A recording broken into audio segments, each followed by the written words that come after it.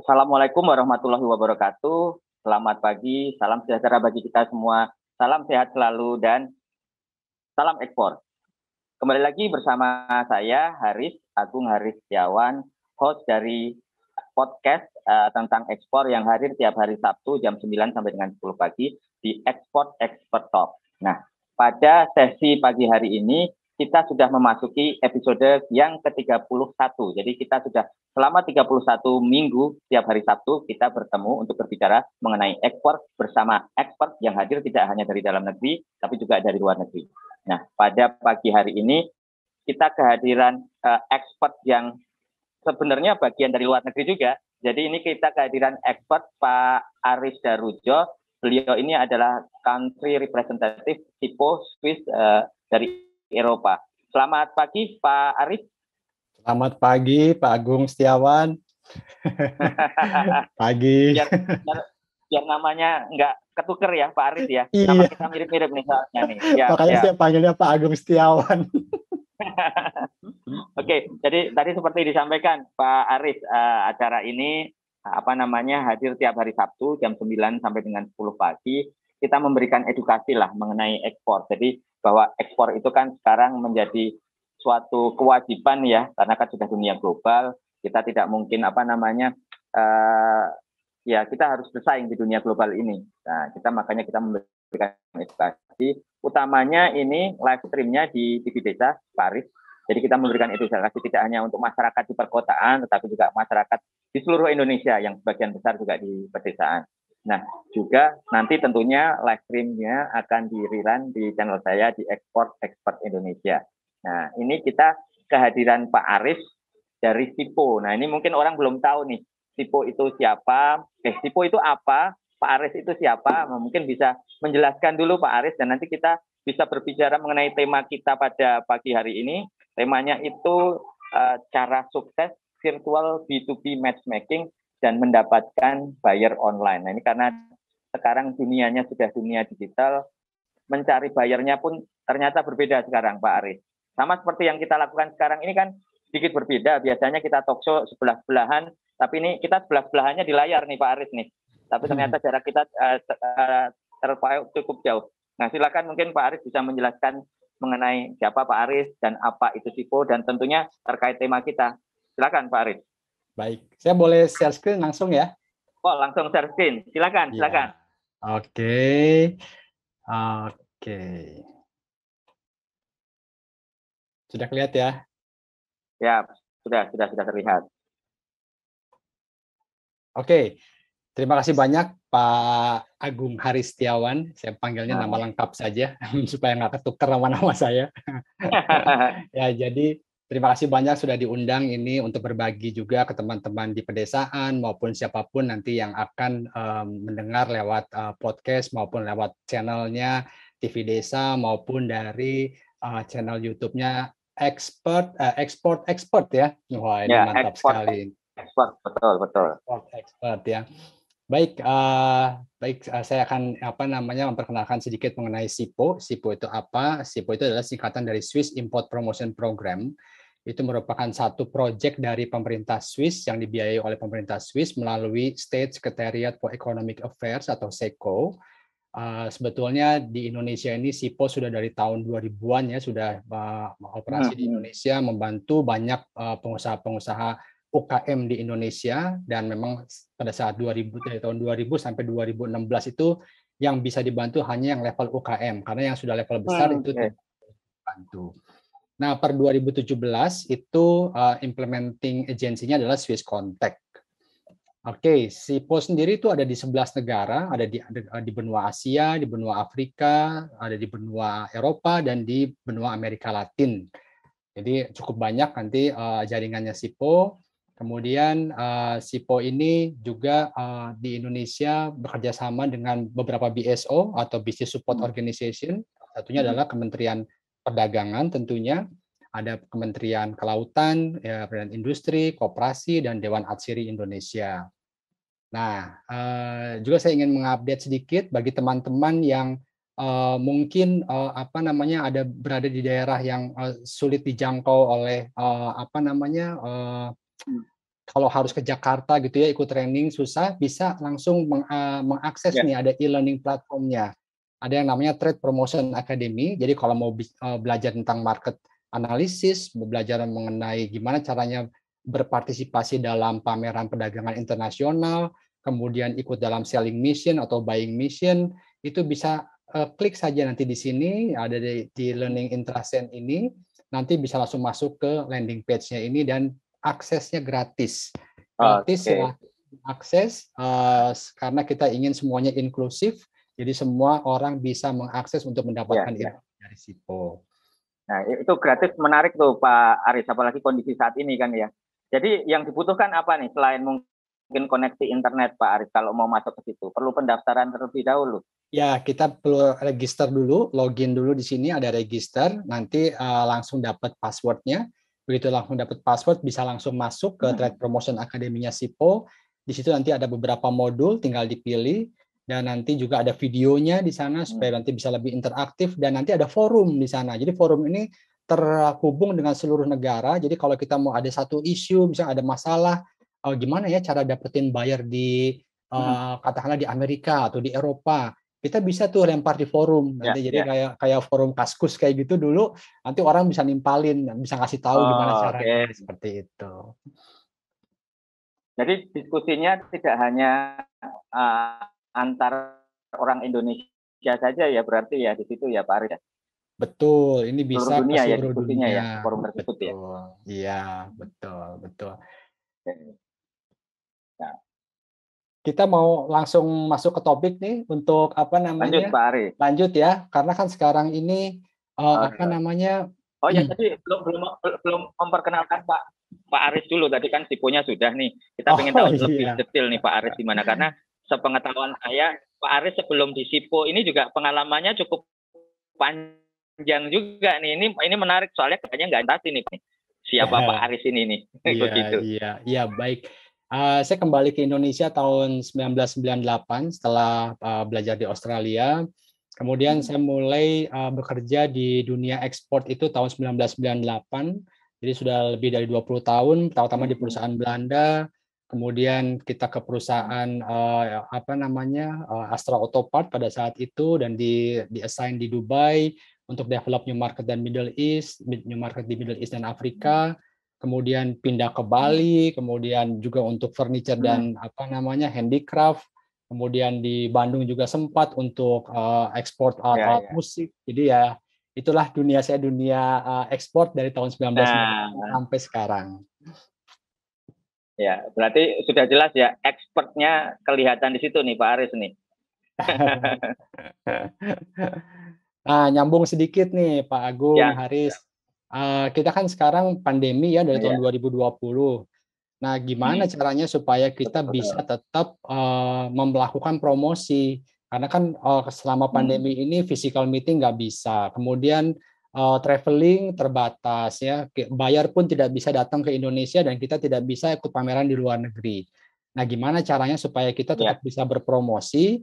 Nah, saya mungkin ngasih sedikit tipsnya untuk gimana sih caranya supaya sukses di dunia virtual, terutama nanti pada saat ketemu dengan buyer B2B matchmaking, dan juga bisa dapat buyer online. Kayak gimana caranya? Kita bisa mulai ya? Iya. Boleh, silakan Pak. Sudah menunggu nih kita nih. Ya, jadi ini memang sebetulnya persiapan itu kurang lebihnya hampir sama dengan yang physical meeting, tapi ada beberapa yang sedikit berbeda dan kita harus menambah persiapan itu supaya nanti kita bisa sukses pada saat kita melakukan online virtual maupun nanti pada saat presentasi virtual terhadap buyer. Pertama ini ya, ini kan kita ada 3 ya, ada before sales event, kemudian ada pada saat sales event dan pada setelah sales event. Tapi saya akan highlight-nya di before sales event yang sebelum kita melakukan B2B matchmaking secara virtual. Jadi yang perlu kita apa namanya persiapan itu ada 3. Kita harus menyiapkan materialnya. Materialnya itu adalah presentation-nya, kemudian website kita, dan kita melakukan apa namanya membuat video. Yang kedua itu adalah kita menyiapkan USP. unique selling proposition. Waduh, itu makhluk apa lagi tuh USP ini ya? Nanti kita Taunya bahas USB, sedikit. Pak. Taunya USB masih. Taunya USB ya. Nah, yang kedua itu kita harus ada initial contact. Jadi ada kontak awal dengan calon bayar kita, potensial bayar kita. Tanpa kita punya initial contact atau kontak awal, itu agak sedikit susah untuk dapat hasil yang maksimal. Kemudian yang ketiga, yang ini suka kita kelupaan nih. Yang suka kelupaan itu adalah melakukan market research. Ya, karena market research ini sangat penting supaya kita pada saat mempresentasikan produk atau mempromosikan produk, kita bisa memberikan produk yang memang dicari oleh si calon bayar kita. Karena kita lihat satu-satu ya. Yang USP ini apa sih USP? Nah, unique selling point atau unique selling proposition. Kalau di sini dalam bahasa Inggrisnya kan nih ada agak beribet juga ya.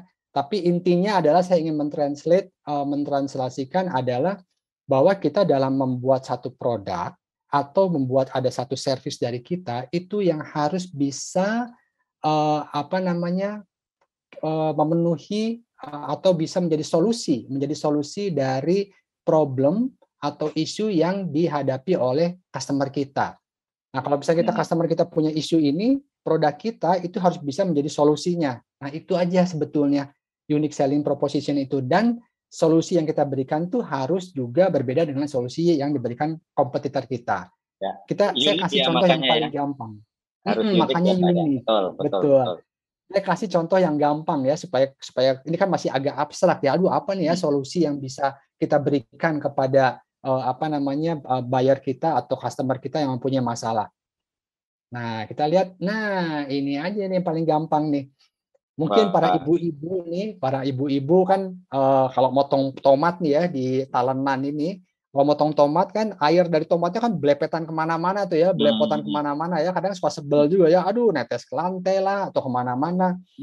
Nah, dari hasil research ini, akhirnya dibuatlah talenan yang punya jalur air nih, dan ada satu untuk menyimpan bekas-bekas dari tomatnya. Talenannya menarik sekali nih Pak Aris. Ini dari Indonesia bukan nih? Kayaknya ini bukan. Dari Indonesia. Wah, dari Indonesia nih, luar biasa nih. Wah, ini dari bambu ini. Oke. Wah, menarik nih. Tapi kelihatannya barang seperti ini nggak ada di Indonesia. Jarang ya Pak Aris ya, saya melihatnya ya. Nah, itu dia. Memang barang-barang yang bagus dari Indonesia, sayangnya itu pada diekspor semua. Nah, sebetulnya ada sih sekarang. Nanti saya bisa juga kasih tahu ini suppliernya siapa aja. Dan ini adalah sebetulnya salah satu contoh yang nyata gitu ya, yang memang kita hadapi sehari-hari supaya orang-orang itu pada saat mendesain satu produk itu sesuai dengan apa yang dibutuhkan oleh si calon buyer kita atau calon end user kita. Itu yang pertama. Ya, kemudian yang paling penting karena kan kita virtual nih ya, kita kayak Pak Agung Haris dengan saya nih ngomong lewat ini aja kan, lewat layar kan. Nah, pada saat kita mau mempromosikan produk, tentunya kita harus sangat terstruktur pada saat bicaranya. Karena kita cuma punya waktu 2 menit, maksimal itu 2 menit. Karena kalau udah lebih dari 2 menit, tuh buyer udah akan hilang interest-nya, akan udah ilfeel ya, kalau bahasa sekarang tuh udah ilfeel. Nah, jadi gimana caranya supaya kita bisa buat PowerPoint presentation kita sangat efektif dan sangat structure. Nanti kita lihat. Kemudian yang kedua, ini yang harus kita persiapkan tentunya adalah website kita. Karena website kita adalah untuk tempat showcase, tempat kita mempromosikan produk dan informasi mengenai perusahaan kita. Dan harus dioptimize. Kalau nggak salah dulu di beberapa yang diundang oleh Pak Agung Haris ada Mas Yoyo ya yang sudah mempresentasikan secara hebat sekali ya untuk online promotion.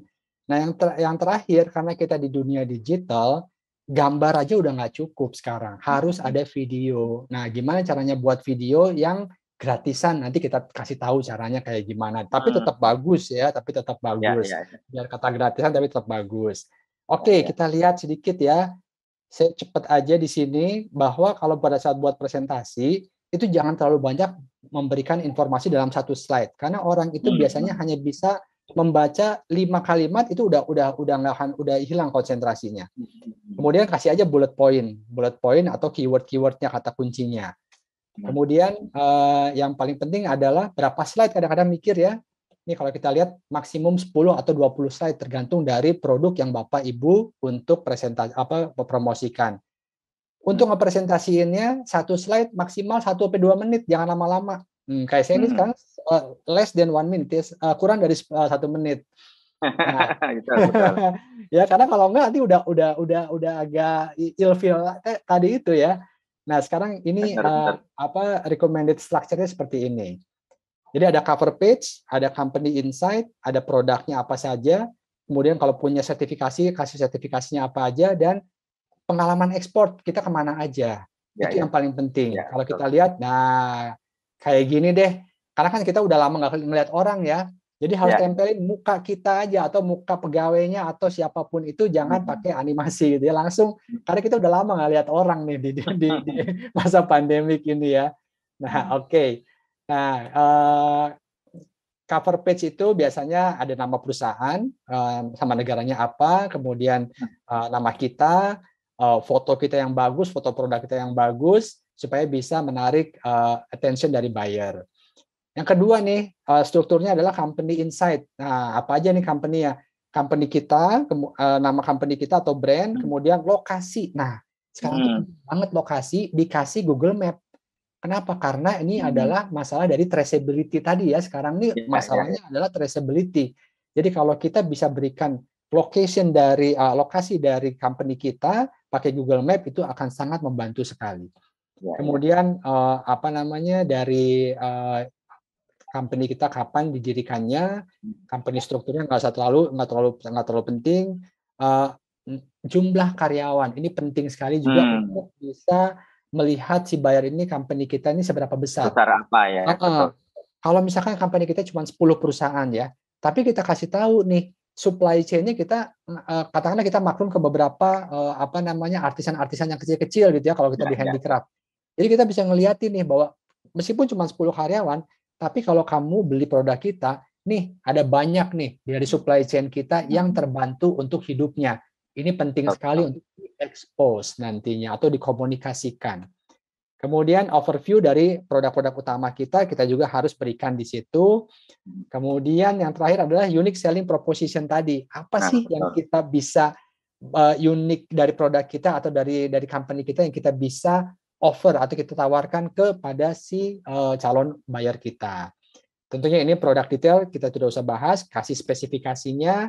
Terus kemudian ini standar produk kita ada apa saja, misalkan kita punya sertifikasi apa segala macam kita bisa masukkan di sini. Terakhir adalah pengalaman ekspor. Nah, itu satu aja kalau kita udah bisa kuasai itu udah nilai 1+. Yang kedua, website. Nah, ini saya ingin ngasih tahu aja. Mungkin kalau ada yang sudah hadir di sini boleh cek coba di Google Indonesia Seaweed Supplier, kalau nggak Seaweed Supplier Indonesia misalkan ya, mana tuh yang keluar? Nah, coba dicek sebentar. Kalau misalkan diklik, diketik di Google Seaweed Supplier Indonesia. Nah, itu mana yang keluar? Saya juga langsung ketik nih Pak Arif. Nah, coba kita ketik nih. Seaweed Supplier Indonesia. Karena ini penting sekali untuk berada di halaman pertama dari Google Search Engine. Karena kemungkinan untuk mendapatkan inquiry atau leads itu akan semakin besar. Nanti saya berikan contohnya. Oke, kita lihat ya. Apakah ini Indonesia Seaweed? Apa nih? Ya. Sama ya?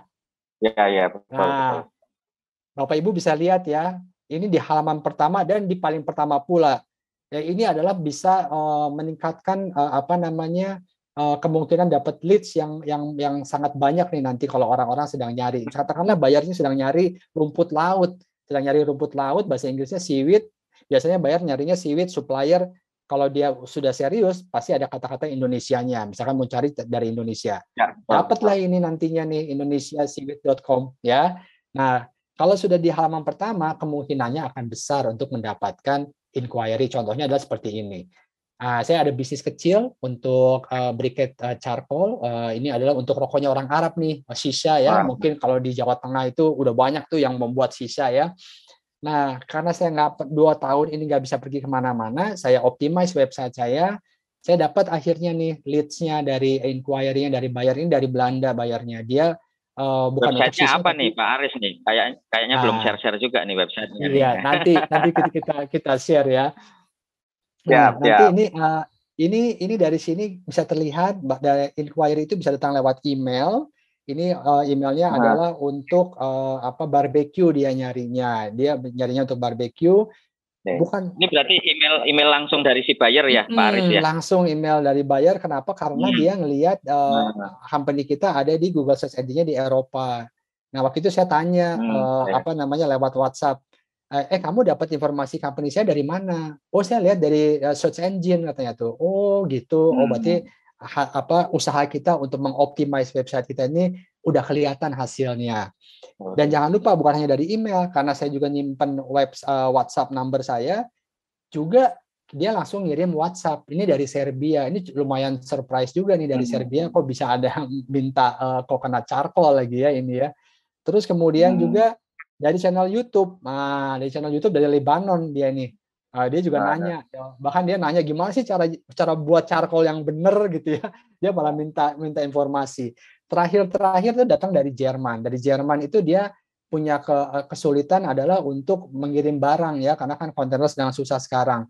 Jadi mereka itu mengirimkan message atau apapun itu bukan hanya untuk dapetin mengirimkan inquiry, tapi juga untuk berinteraksi dengan kita. Dan ini juga yang menyebabkan kita nanti websitenya bisa lebih di halaman pertama lagi untuk meningkatkan trafficnya.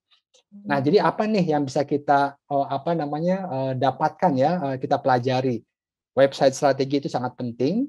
Ya, kemudian konten marketing ya, apa yang diisi narasi yang ada di website kita itu penting sekali untuk attract atau menarik buyer datang. Nah, keywordnya harus juga kita riset juga supaya nanti pada saat kita buat konten marketing nyambung dengan apa yang dicari orang.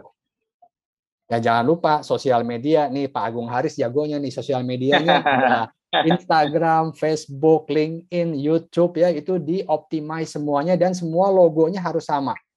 Jadi kayak kalau Kentucky Fried Chicken ya, itu semuanya kan sama tuh ya di mana-mana ya. Kita juga sama harus kayak gitu. Oke, jadi yang kedua website ya udah didapat ya. Nah, oke, ini contoh aja, kita mesti optimize LinkedIn kita. Saya ambil satu contoh LinkedIn, nanti IG segala macam kita bisa bahas di sesi yang berikutnya. Oke, nah yang kedua, yang terakhir adalah video. Nah, video ini adalah kalau kita boleh buat ya, itu adalah informasi yang tidak ada di website kita. Jadi adalah additional informasi yang tidak ada di website kita, kita buatlah di video supaya nanti videonya tidak informasinya tidak berulang, ada di website, ada di video, tidak berulang nantinya. Oke, saya tidak akan terlalu dalam di sini, tapi saya ingin kasih tahu yang penting adalah nanti, nah sebentar ya. Pada saat kita buat video itu kita harus serius ya, jangan yang hahaha ya, karena kan kita ini untuk presentasi ke buyer ya.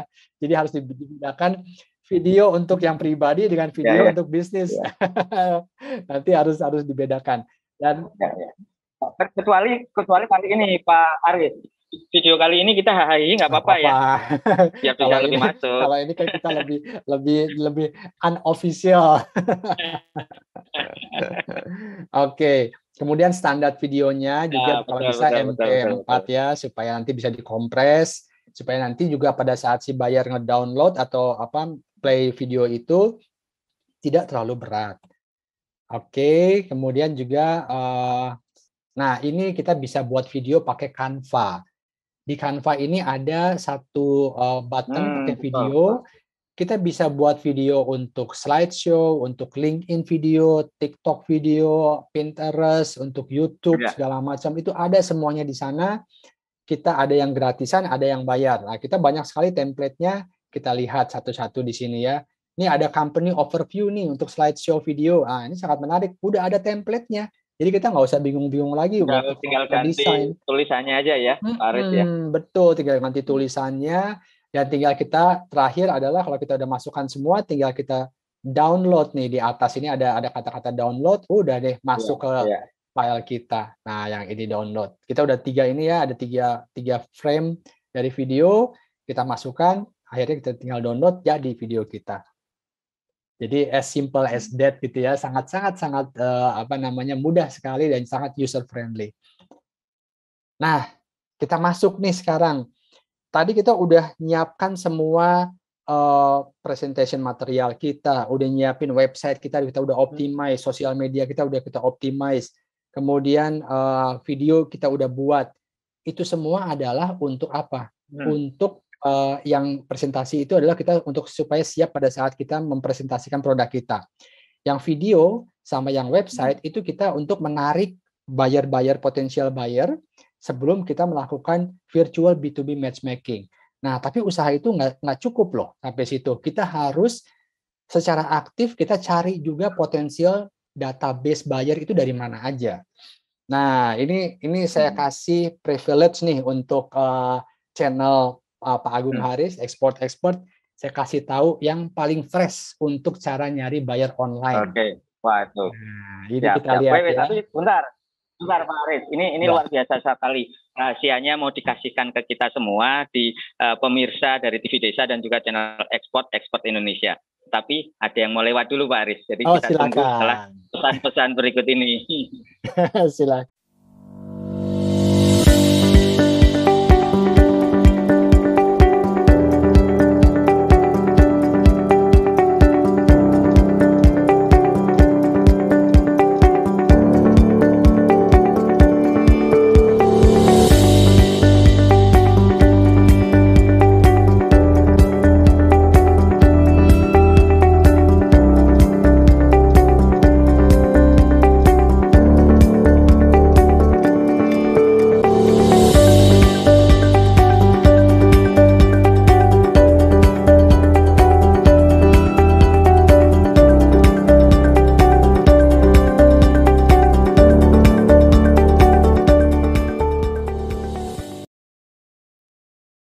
Salam ekspor.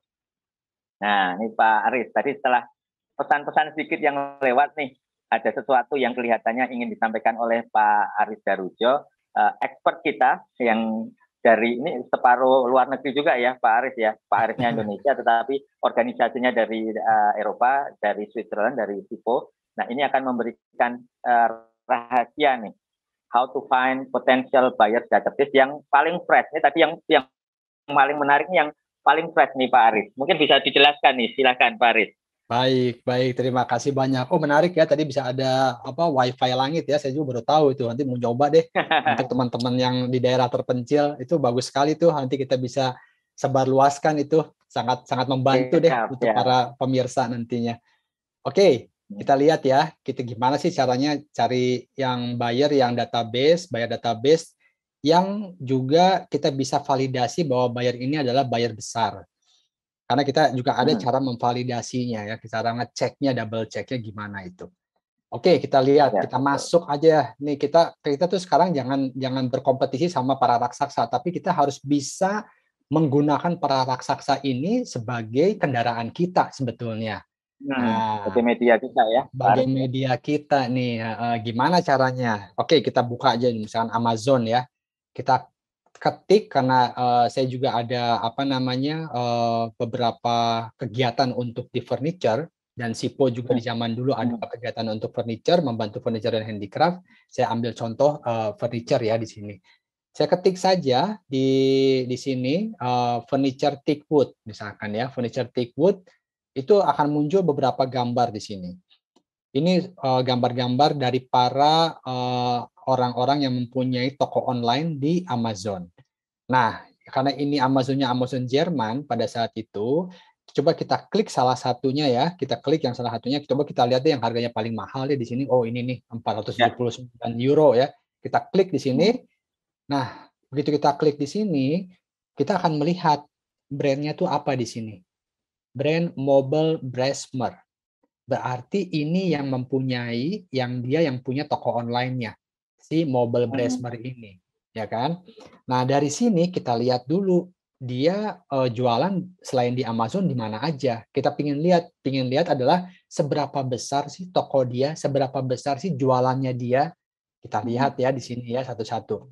Begitu kita lihat, masuk lagi ke Google, kita ketik Mobile Bessemer, oh ternyata dia jualannya cukup banyak loh. Ada di tadi Amazon, ada di Exotic Exotic, kemudian juga ada di Mobile Ungarten. Kalau kita klik lagi, itu ada di Lions Home Jerman juga ada. Kemudian tadi di Amazon tadi ya. Wah, berarti kalau gitu dia cukup banyak mempromosikan produk-produknya dia bukan hanya di Amazon saja, tapi di lokal marketplace yang ada di Jerman juga. Berarti cukup aktif ya, itu yang pertama. Kemudian yang kedua, oh ternyata dia juga ada di Amazonnya Inggris, di UK. Berarti dia udah lintas border juga nih. Berarti ini orang pemiliknya adalah bukan hanya jualan di Jerman aja, tapi dia jualan di luar Jerman juga. Nilai plus lagi nih udah. Dari cross border. Ya, betul, udah ada 2 ya. Yang ketiga, kita ingin cek seberapa banyak dia shipment-nya, dan dari shipment-nya ngambil produknya dari mana. Begitu Bisa kita ya, lihat, Paris ya? bisa sekali. Oke, wah, ini menarik nih. Apalagi sekarang di dunia digital, sebetulnya nggak ada yang nggak bisa. Kalau kita bisa ngulik sedikit, kita bisa dapat informasinya. Kita masuk ke Panjiva. Ini Panjiva nih, saya tahu Panjiva tuh sejak tahun 2008-an, 2009. Ketika saya kerja di startupnya Amerika, kita pakai banyak Panjiva nih informasinya. Begitu kita lihat, kita klik ya tadi yang si Mobile Bessemer, kita lihat di bawah, paling bawah nih, mohon maaf agak kecil. Dia ternyata ngambilnya dari Indonesia. Dan kita lihat ada 545 shipment loh dari Indonesia. Berarti kita bisa. Periodenya berapa lama itu Pak? 545 shipment itu. Nah ini kalau kita mau dapat yang lebih besar, lebih detail lagi, kita masuk nanti ke sign in. Ini saya tidak sign in karena kemarin kita lihat, yang penting saya dapat dulu di mana dia ngambil barangnya, dia import barangnya dari mana, dan 545 shipment itu dari kapan sampai kapan ya. Nanti kita bisa lihat kalau kita login itu bisa dalam setahun, kita bisa lihat dalam sebulan, kita bisa lihat. Nah, tapi sementara ini kalau kita lihat, dia ngambilnya dari Indonesia dan ada 545 shipment, itu luar biasa. Itu berarti termasuk buyer yang bukan buyer kecil ya. Itu sudah buyer besar itu termasuk. Nah, kalau kita lihat di sini, berarti sudah 3 yang sudah kita validasi. Dia sudah banyak mempromosikan di local marketplace maupun di international marketplace. Kemudian dia cross border. Yang ketiga, shipment-nya cukup banyak. Berarti ini cukup worth it, cukup kita bisa approach ya, kita bisa dekati, kita bisa kontak dia supaya bisa menjadi salah satu buyer kita juga. Nah, caranya gimana? Kita sebelum ke sana, kita lihat lagi nih, dari Panjiva juga kita bisa tahu HS code mana saja yang dia import barang-barangnya. Ternyata dia bukan furniture saja, tapi juga ada glass and glassware, kemudian juga ada textile fabric ya. Nah, ini hal-hal seperti ini bisa jadi nanti kita expand market kita ke si Mobile Bessemer tadi supaya tidak cuma jualan furniture saja. Oke, dari sini kita lihat lagi nih gimana caranya untuk kita kontak dengan mereka. Pakai juga raksasa LinkedIn ya. Kita ketik kita ketik Mobile Bessemer, keluarlah namanya Martin Bessemer. Ini sama dengan di sini kita lihat ya, Martin Bessemer ya. Nah, kita lihat berarti kita udah cek sini sama Martin Bessemer berarti berarti ini orang yang sama. Oke. Kita tinggal connect saja. Kalau kita sudah punya LinkedIn account, kita tinggal connect, kita bisa kirim message ke mereka. Kita juga bisa memperkenalkan dengan USP kita. Ingat tadi USP, Unique Selling Proposition. Kita buat email yang sangat concise, yang pendek, tapi ada USP kita supaya nanti Mr. Martin yang ini melihat, membaca email kita, oh ada juga nih supplier lain yang bisa kita approach, yang bisa kita kerjasamakan. Nah dari situ. Dan Martinnya ini ownernya langsung ya, Pak Aris ya? Ownernya langsung di sini. Nah ini luar biasa sekali. Ini kita langsung dapat kontak posnya berarti ya, ini di sini ya lewat LinkedIn ya Pak Aris.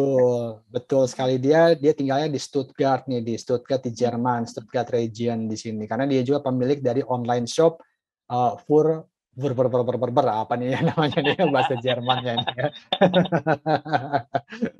Ya, jadi ini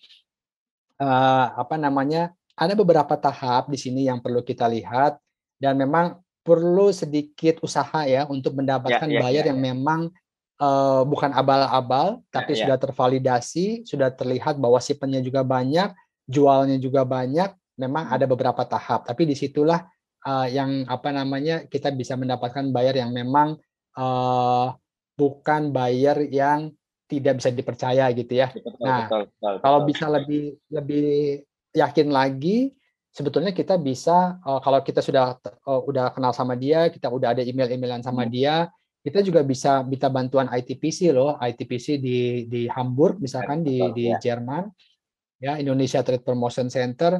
Coba dong cek juga legalitas dari Martin Bresmer ini reliable atau tidak gitu ya, karena di dalam dunia Ya, online ya, cek dan recheck itu sangat penting supaya kita nggak betul, betul. kebobolan. Ya, karena sebetulnya si buyer pun melakukan hal serupa ke kita ya, Pak Aris ya. Dia juga pasti ngecek dan recheck si kita ini valid atau enggak. Tadi salah satunya kan disampaikan Pak Aris perlu adanya Google Map tuh. Itu salah satu cara kelihatannya si buyer untuk ngecek ini kantornya di mana nih, seberapa besar. Itu mungkin salah satunya memang dilakukan cek dan recheck gitu. Betul sekali Pak Haris, betul sekali, dan buyer juga sekarang juga tidak apa namanya sangat pintar gitu ya. Kemarin aja Ya, ya. pada saat kita mempropos satu supplier baru, dia itu ada satu form yang harus diisi, itu banyak sekali yang mesti diisinya tuh, sampai karena untuk mereka melihat apakah kita valid sebagai supplier. Mereka tuh ngelihat legalitas kita, Bayar mereka. mereka ngelihat apa namanya pergerakan dari Kapasitasnya kita juga shipment, kan. kapasitas, betul, dan mereka juga bisa lihat Ya, dari iya, iya. Panjiva. Mereka bisa lihat dari Panjiva kita ngirim berapa banyak loh. Jadi kalau kita ini hati-hati di sini ya. Jadi bukan hanya kita ya, ya, bisa ya. ngelihat Berarti bayar kalau berapa kita asal shipment. nulis angka gitu tuh ternyata salah, ketahuan bohongnya juga dong itu nanti. Nah, itu ketahuan bohongnya. Makanya kita kasih tahu apa di dunia online ini ya, jangan sampai kita ngibul. Iya, iya, iya. Jadi kita harus kasih tahu apa adanya. Kalau kita baru sebulan Iya, iya, satu iya. kontainer aja kita kasih tahu. Karena dari Panjiwa bisa Iya, iya. ketahuan tuh. Oh, perusahaan X ini setahun cuma 12 kontainer. Kalau kita ngibul 5 kontainer sebulan, kemana ini ngirimnya? Nah, itulah Iya, di iya, iya. dunia online ya, semuanya itu kita udah transparan. Kita udah transparan semuanya. Kita nggak bisa lagi ngibul deh udah. Oke ya, ini satu lagi. Ya. Kalau yang bisnisnya coffee juga gampang, di LinkedIn tinggal ketik aja nih green coffee buyer misalkan ya, atau roasted coffee buyer, semuanya nanti akan terlihat di sini nama-nama buyernya ataupun profesional yang berhubungan dengan kopi-kopi ini ya. Terus kemudian trade map, ini Pak Ya, Haris juga kalau nggak salah sempat membahas ya di channelnya Pak Haris ya. tentang Yang trade paling map. banyak views-nya itu cari orang Iya, cari buyer paling banyak itu. Betul. betul, betul sekali. Jadi dari trade map itu juga kita bisa dapat apa namanya database dari buyer. Ini juga lumayan valid ya untuk di sini Ya, karena mereka juga ditanya dulu sama si trade map-nya berkenan tidak di apa betul. namanya di disclose Publish ya. Betul. ya dipublish, betul. Oke, kemudian jangan lupa European Chamber of Commerce, kemudian Industrial Association itu juga bisa jadi source dari potensial buyer kita. Jadi kalau contohnya di sini ada European Coffee Federation, nanti at least kita dapat dulu nama perusahaannya. Nanti untuk mendapatkan mendapatkan emailnya Ya, atau lebih detailnya. detailnya, kita bisa masuk ke LinkedIn lagi. LinkedIn. Kita bisa Ya, masuk ke betul. LinkedIn lagi. Sekaligus cross Dan recheck dan recheck ya. Cek dan recheck berarti ya di situ betul, ya. betul sekali. Biasanya di LinkedIn kalau ada nama perusahaan itu para karyawannya juga kan ada di LinkedIn ya. Jadi kita Iya, bisa iya, ngelihat iya. oh seberapa banyak karyawannya di situ. Nah, kemudian jangan lupa database dari apa namanya para exhibitor di pameran itu bisa juga jadi potensial buyer kita. Jadi kita katakanlah kita produknya handicraft, kita masuk ke Ambiente ya. Kita langsung lihat tuh siapa saja exhibitor di sana. Ini kalau saya contohnya dulu Cosmoprof karena waktu itu ngebantu apa namanya salah satu spa produk itu dari Bali. Kita lihat Cosmoprof di sini. Nah, siapa aja nih nama-nama apa namanya eksibitor yang ada di Cosmoprof ini? Ini bisa kita hubungi juga sama cek juga bisa ke LinkedIn untuk dapetin yang lebih detail. Nah, kadang-kadang LinkedIn itu supaya tidak semua data itu dipublish. Nah, kadang-kadang emailnya kadang nggak ke-publish ya. Kalau misalkan yang apa namanya kita harus masuk LinkedIn Premium, kita baru bisa Ya. lihat emailnya. Tapi Mahal, ada satu Pak. lagi. LinkedIn yang Iya. premium mahal. Nah, ada satu cara lagi tuh untuk Ya, ya, bisa ya. nyelinap. Nah, Oke, oke. nyelinap Ini. pakai lagi apa namanya aplikasi namanya Lusa, Waduh, nih. LUSHA. Nah, kita masuk Lusa, kita bisa ngelihat. Kita langsung bisa ngelihat, oh ini emailnya di sini, nomor Aduh. teleponnya ini, wah ada Wah, semua nanti di menarik nih. sana. Siap, siap, siap. Ya, jadi jangan khawatir di dunia digital itu kalau kita bisa ngulik, kita bisa dapat semuanya. Iya, iya. Oke, ini juga sama, saya skip saja dan ini ada Europages co.uk. Ini juga sama, kita yang penting dapat dulu nama company-nya, itu kita bisa dapat ya. Oke, ini ada Go for Business, Go World for Business juga sama. Ini marketplace juga, dan tentunya dari ITPC kita bisa ngecek ITPC, kemudian dari atasnya perdagangan kita di luar negeri, kita bisa cek nama-nama buyer yang mereka sudah kumpulkan. Dan yang terakhir, ini mungkin zaman anak-anak milenial sekarang mungkin pada ketawa ya, apaan sih Yellow Pages gitu ya? Karena saya lahir zaman kolonial gitu ya, bukan zaman milenial.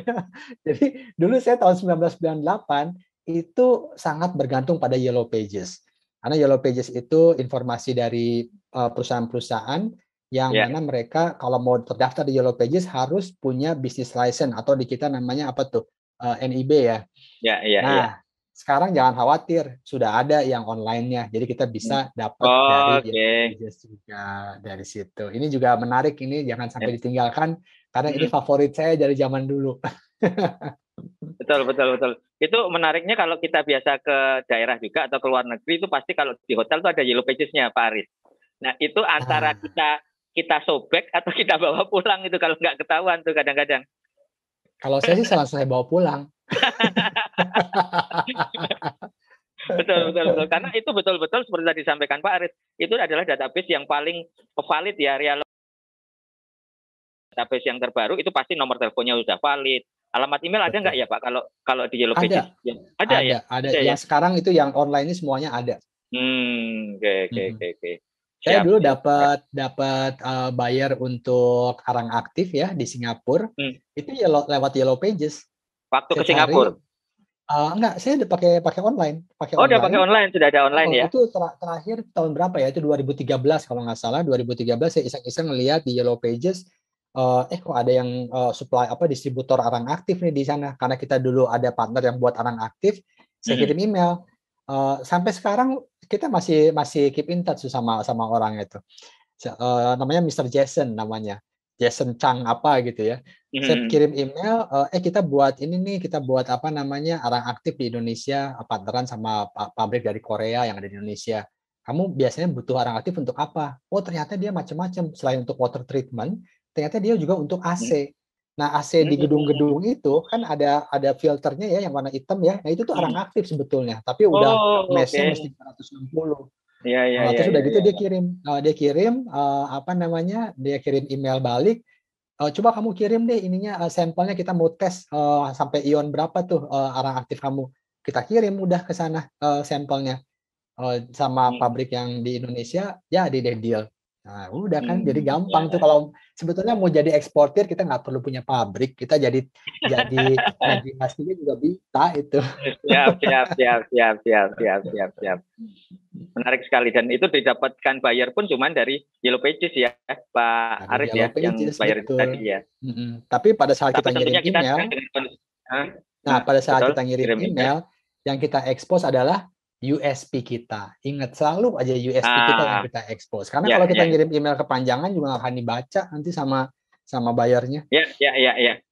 Betul. Jadi kadang-kadang seperti itu. Kita udah dapat bayarnya. Ada beberapa yang nanya saya Pak Aris dari konten saya itu dari beberapa bisnis nanya saya udah dapat bayarnya, tetapi tidak dapat balasan dari si buyer. Nah ini mungkin perlu cross check juga apakah kita ngirim emailnya juga salah, karena kan tentu saja sekarang dengan keterbukaan ini nama buyer, alamat email itu secara mudah sebenarnya bisa dicari. Mungkin si buyernya itu mendapatkan ribuan email, jadi kan kita harus benar-benar mungkin nama emailnya yang benar-benar menarik supaya terbaca kan ya, Pak Aris ya. Betul sekali, betul sekali. Nah, satu lagi nih yang terakhir saya ingin sampaikan, market research ya, market research yang tadi ya. Saya langsung aja tadi ITC bisa kita pakai untuk market research, terus market trend juga kita harus analisa kemana market trendnya kita. Terus kemudian yang saya ingin lihatkan adalah market research lewat Amazon juga, tapi kita pakai additional aplikasi. Nah, kalau saya pakai Helium 10 aplikasinya. Nah, pakai Helium 10 itu kita bisa tahu tuh. Tadi kita lagi-lagi ini ya, jualannya talenan ya, karena saya senang masak juga nih, jadi suka pakai talenan. Nah, kita lihat nih kalau kita jual, kalau kita mau promosiin talenan, itu seberapa besar sih yang nyari talenan? Ternyata lumayan gede ya, 8.053 search nih untuk mencari talenan itu. Terus kalau kita lihat total penjualannya 1,6 juta US dollar, berarti lumayan. Ya. Nah, terus kemudian per bulannya ini kita lihat ada ini ada di harga nih ya. Ini harga juga kita bisa lihat nih. Range-nya ya. Range harganya ini harga retail tapinya ya. Kalau kita mau lihat harga FOB kita bagi 5 aja deh supaya aman. Kita bagi 5, kita lihat apakah harga kita masih kompetitif apa tidak tuh dari si price ini ya. Terus dari revenue bulanan juga ini lumayan nih, $32.000 dan $42.000, lumayan gede-gede nih. Nah, itu terus revenue per perusahaan, Pak. Iya, ini revenue per produk loh, per produk ini. Revenue per produk. Betul, ini revenue per produk.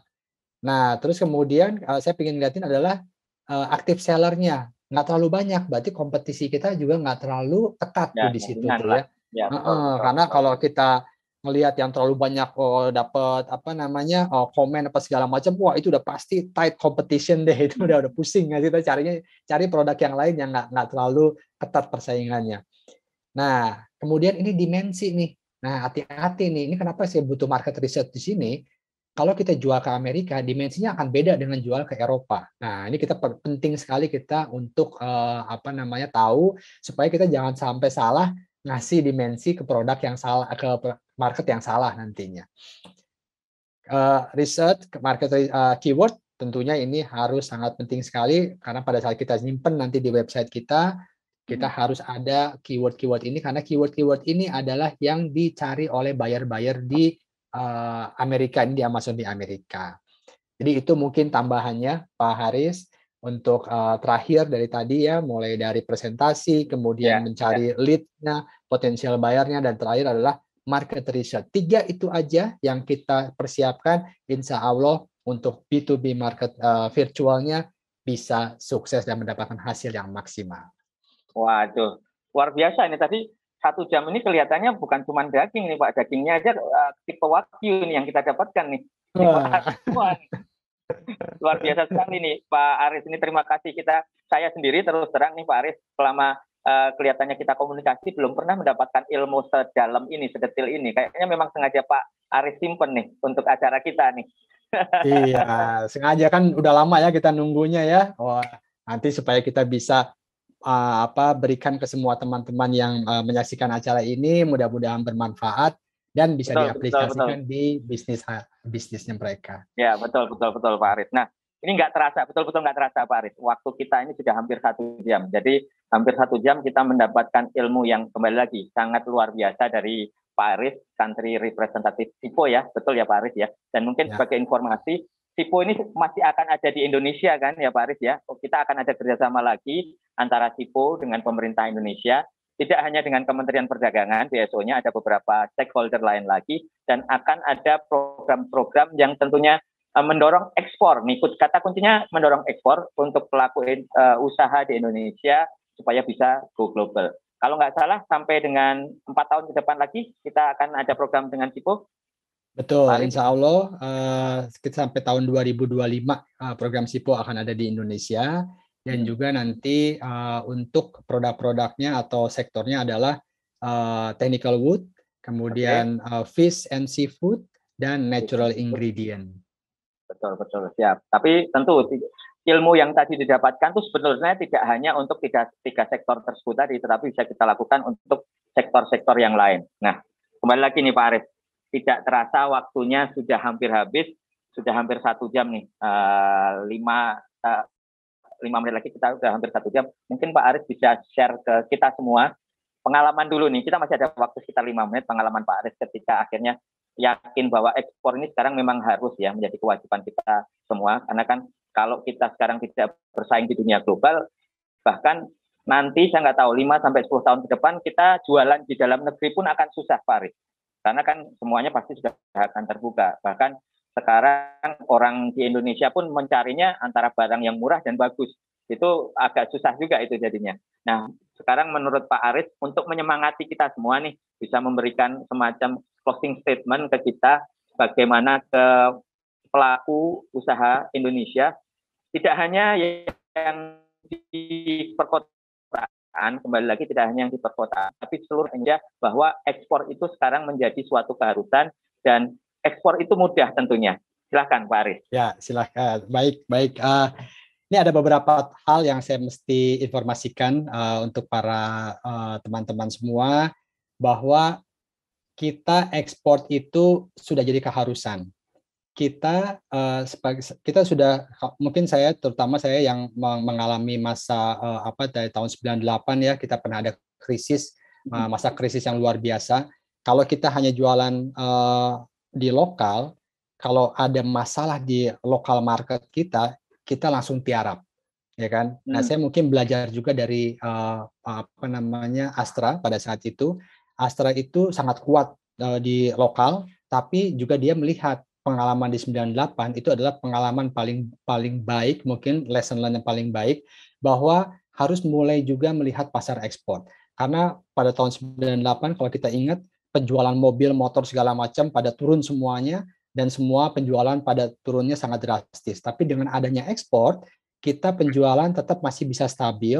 Kemudian di produksi kita juga jadi tidak menurun ya, karena kalau produksi menurun berarti cost dari produksinya akan naik. Nah, untuk bisa cost-nya tetap sama, pasar ekspor harus kita lirik juga supaya kita ada 2 backup.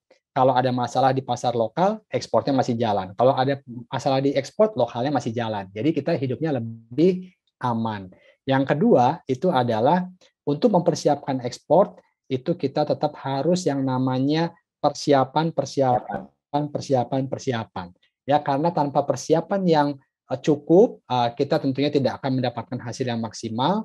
Persiapan juga tidak hanya persiapan, tapi persiapan yang divalidasi. Kenapa? Karena kalau persiapan tapi tanpa divalidasi pun juga tidak akan cukup.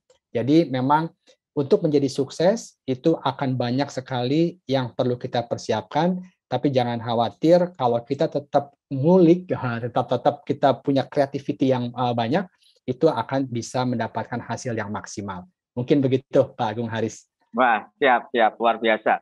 Luar biasa ilmu yang kita dapatkan pada pagi hari ini sebenarnya banyak yang chat juga nih Pak, menyatakan wah ilmunya keren, semoga bisa saya terapkan. Ini kemudian ada lagi Pak ilmunya keren. Jadi banyak sekali yang mengapresiasi apa yang disampaikan oleh Pak Aris pada kesempatan pagi hari ini. Jadi itu jadinya Pak Aris, kita bisa sharing-sharing ilmu kita, pengalaman kita, dan tentunya untuk memberikan kembali lagi penyemangat kepada masyarakat Indonesia bahwa ekspor itu harus dan ekspor itu mudah.